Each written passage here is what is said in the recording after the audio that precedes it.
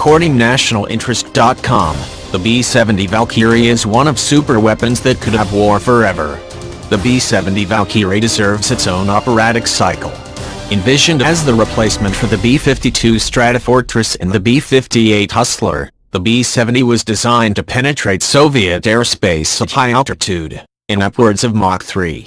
Beloved of the bomber mafia, a generation of senior officers who had cut their teeth in World War II's combined bomber offensive, the B-70 represented, to many, the future of the Air Force.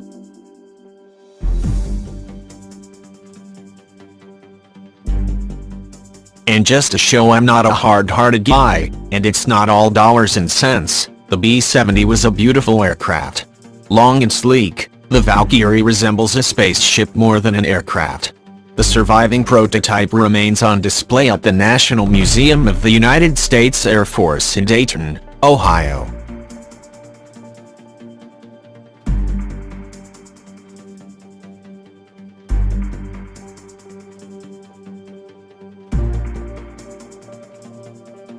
But the Valkyrie was enormously expensive, and this expense made it vulnerable. First President Eisenhower, then Secretary of Defense Robert McNamara were less than enchanted with the idea of spending enormous sums on another heavy bomber when ICBMs showed great promise in delivering nuclear weapons to the Soviet homeland. Advances in Soviet interceptor and surface-to-air missile technology were also making the B-70's mission considerably more dangerous than first anticipated.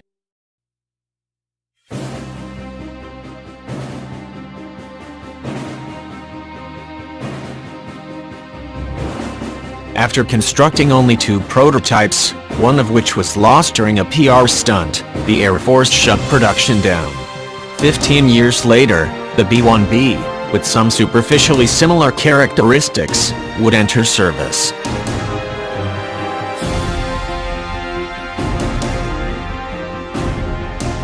The effect of the B-70 on the Air Force would have, on balance, been quite negative.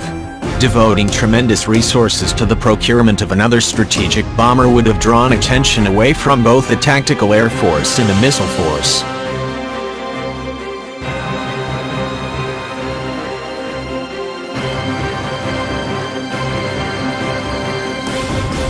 B-70s might, in desperation, have been committed to the bombing of Vietnam during Operations Linebacker II, but they would likely have performed no more effectively than the B-52s they were replacing.